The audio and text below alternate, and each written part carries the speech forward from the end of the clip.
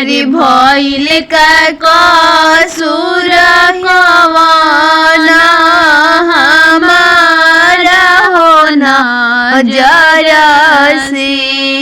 हरि भइल का कसूर कवन हमारा होना जरसी। मरा के तेज तारा दोसरा के घर में हमारा के तेज तारा दोसरा के घर में रहनी हम तोहरा अखिया के पुतरी। रहनी हम तोहरा अखिया के पुतरी।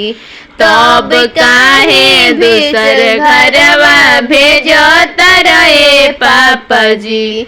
तब काहे दूसर घरवा भेजत रहे पापा जी। रहनी हम तोहरा माथवा के पगड़ी। रहनी हम तोहरा माथवा के पगड़ी। तोहरा के दूसर घरवा भेजत रहे पापा जी। हमारा के दूसर घरवा भेजत रहे पापा जी। रहनी हम तोहरा माथवा के पगड़ी। तब काहे दूसर घरवा भेजत रहे पापा जी।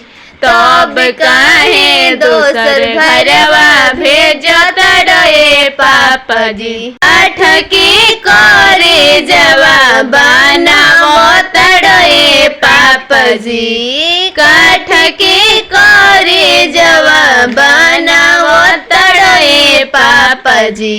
दोसरा से बहिया धरावत रहे पापा जी।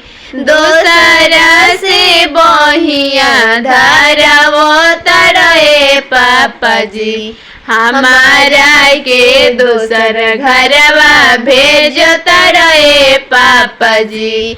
हमारा के दूसर घरवा भेजत रहे पापा जी।